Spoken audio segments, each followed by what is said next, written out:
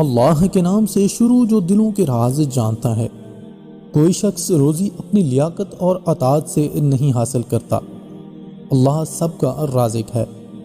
بڑے بڑے متکبروں اور سرکشوں کو بھی خدا کے سامنے جھکے بغیر چارہ نہیں۔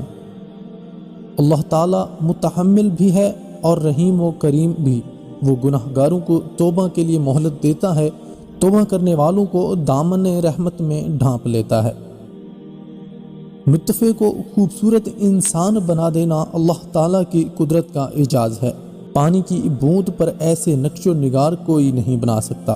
جب تو خدا سے مغفرت و اطاعت کا طالب ہے تو جن لوگوں کی امیدیں تیری ذات سے وابستہ ہیں تو انہیں بھی محروم و مایوس نہ کر۔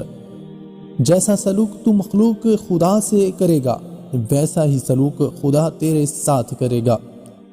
حقیقی بڑا تو وہ ہے جو اپنے ہر چھوٹے کو پہچانتا ہو اور اس کی ضروریات کا خیال رکھتا ہو۔ جس مظلوم کو بادشاہ سے انصاف نہ مل سکے اسے خدا انصاف دلاتا ہے۔ آخرت میں نیکیوں کے مطابق مرتبے ملتے ہیں، اس لیے نیکی کرو۔ جو شخص کوشش اور عمل میں کوتاہی کرتا ہے پیچھے رہنا اس کا مقدر ہے۔ مصیبت میں حوصلہ نہیں ہارنا چاہیے، ہمت سے اس کا مقابلہ کرنا چاہیے۔ ہمت طاقت سے زیادہ کام کرتی ہے۔ احساس کیا ہے دوسروں کی تکلیف کو اپنی تکلیف سمجھنا۔ منصف اور عادل کو اللہ اپنے عرش کے نیچے سایہ دے گا۔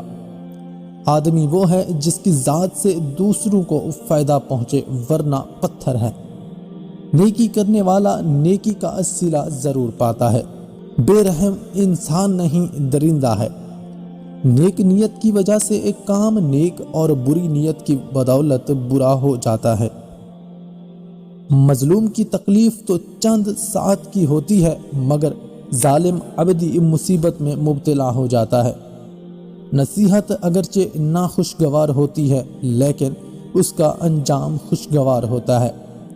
ظالم جب تک ظلم نہیں چھوڑتا اس کے حق میں کوئی دعا قبول نہیں ہوتی۔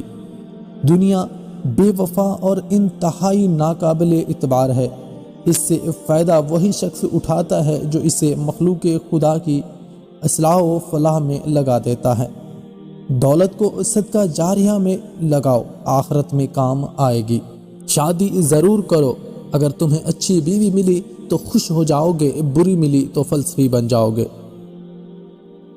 عورتیں محبت کے لیے بنائی گئی ہیں، سمجھنے کے لیے نہیں۔ ہر عورت وحشیہ نہیں ہوتی لیکن ہر وحشیہ عورت ہوتی ہے، اس بات کو ہمیشہ یاد رکھنا چاہیے۔ ماضی میں مت جیو، مستقبل کے خواب مت دیکھو، اپنے دماغ کو موجودہ لمحے پر مرکوز رکھو۔